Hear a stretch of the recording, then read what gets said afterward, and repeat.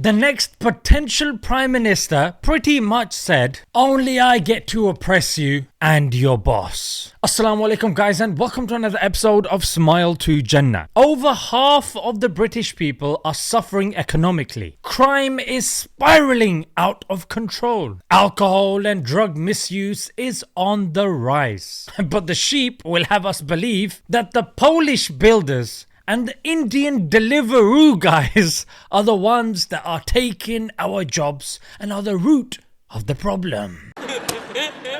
Rather than dealing with the actual issues at hand that affect most of the population, in the last month we've seen debates about stopping and banning halal meat, Muslim men refusing to shake the hands of women, and now it's the burqa, or the mainstream media says Burqa, the face covering, which I might add, it's worn by less than 1% of the population. But apparently this cloth is more important than the genocide taking place. Israel flouting international law while it arms Israel as it ethnically cleanses its colonized population. Ladies and gentlemen, a woman in a burqa is not going to cause your children to change and switch genders.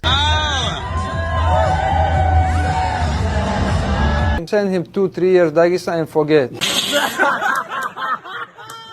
They're not gonna cause your fertility rates to go down. It's not changing the fact that you've got more dogs in your homes than you have kids. It's not causing an increase in drug and alcohol abuse. It's not causing an economic crisis. It's not causing your governments to fund and arm regimes that they on the outset disagree with. So we know that this is a distraction. And we have had organizations that evidence this. One such study was done by CAIR, C-A-I-R, and the University of California. They looked from 2008 to 2013 and they discovered $200 million was spent by 74 different groups to spread Islamophobia.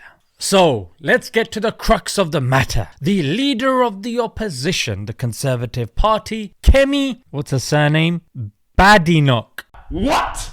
Badenoch said the following. My view is that people should be allowed to wear whatever they want, not what their husband is asking them to wear or what their community says. Right, so she is against anyone controlling what women wear. Absolute freedom. Let them do what they want. Hell yeah. Organisations should be able to decide what their staff wear, for instance.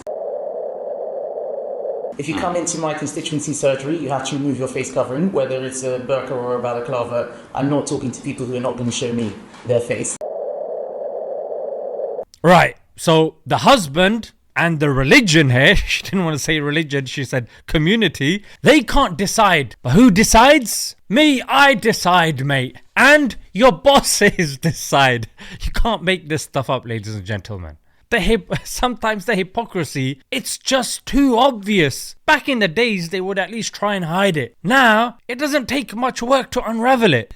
She literally said she's not going to speak to anybody who comes in with the burqa. This woman is aiming to be the leader of the UK, and she just can't hide her extreme feministic tendencies, which are, your husband can't tell you what to do, but your boss can. No one should be able to dictate what you wear, but I can. And if she comes into my office wearing something I don't agree with, I'm just not gonna talk to her, man. That's a leader right there. So how did your talk with Iran go? Yeah, I'm not talking to him. Nobel Peace Prize right there, ladies and gentlemen.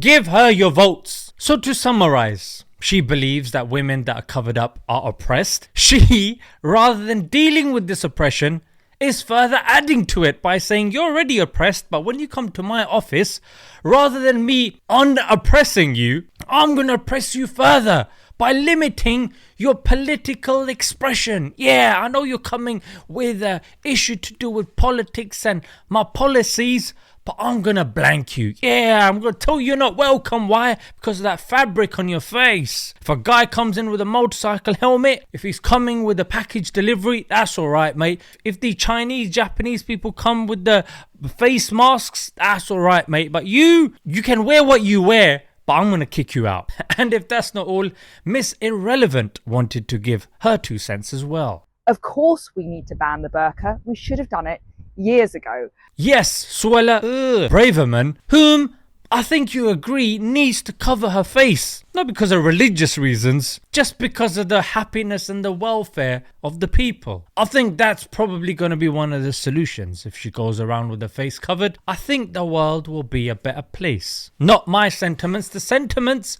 of the viewers, in fact. And after all, we do live in a democracy. So if enough people vote for Suella Braverman to cover her face, and this, what's her name again? Kemi Badenoch. What? I think that should be the petition. These women should cover up their faces. In fact, there should be a petition that they need to listen to the husbands as well, after all. So what are they going to do? Are they going to follow if there's enough people that vote for this sort of stuff? Who knows, ladies and gentlemen, who knows? Democracy, aka hypocrisy.